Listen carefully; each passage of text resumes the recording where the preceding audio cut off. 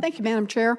As we've discussed this morning, the innovative use of minerals is expanding rapidly, from advanced defense technology to cutting-edge clean energy developments. New uses are cropping up with increasing frequency.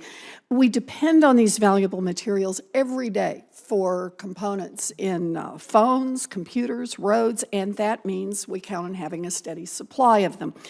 For many of these minerals, we know that's not a problem. We know that our manufacturers and researchers will have access to them at reasonable prices for the foreseeable future.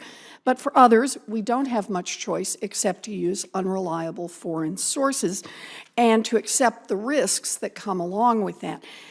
That's why it is so important that we invest in developing alternatives to critical materials and finding other ways to reduce our reliance on overseas suppliers.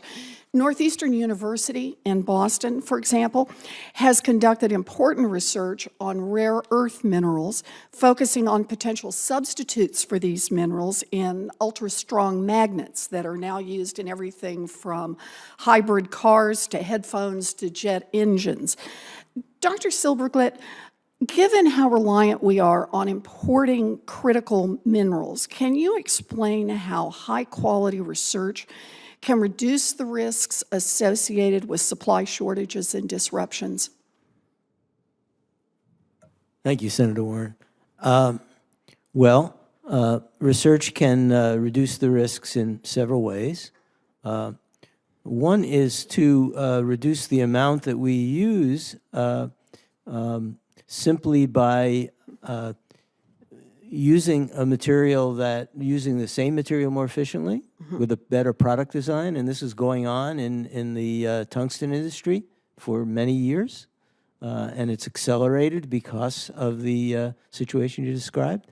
Another is to be more efficient in the way we actually produce these materials, right? We talked about better ways to actually produce the material, to do it in a more environmentally sound way, to process it more efficiently so that we essentially get more out of what's in the ground, right?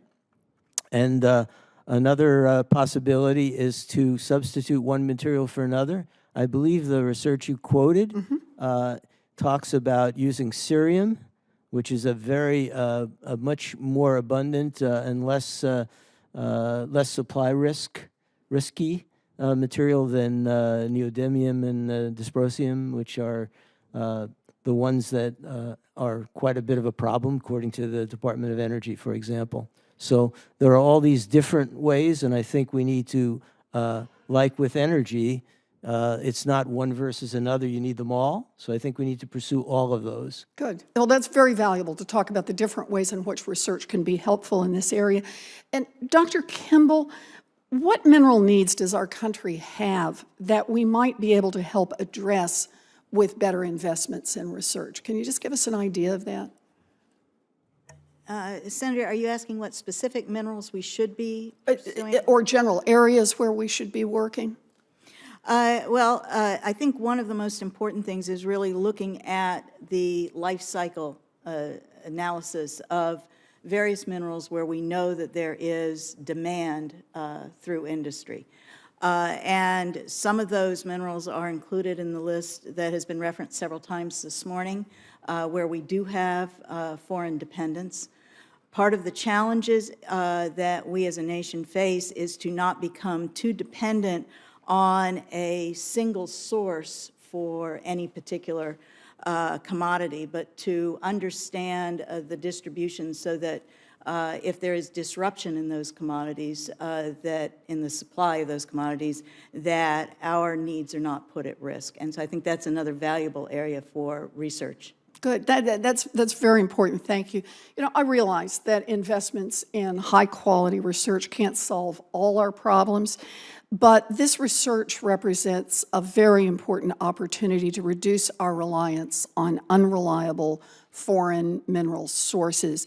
We can do a better job of developing alternatives to critical minerals, strengthen our research workforce, and explore other ways to improve our resilience to supply disruptions. And our nations and other research institutions can play a critical role in that process. I'm pleased that the bill we're talking about today takes steps to address these concerns, and I look forward to working with the chairman on this. Thank you.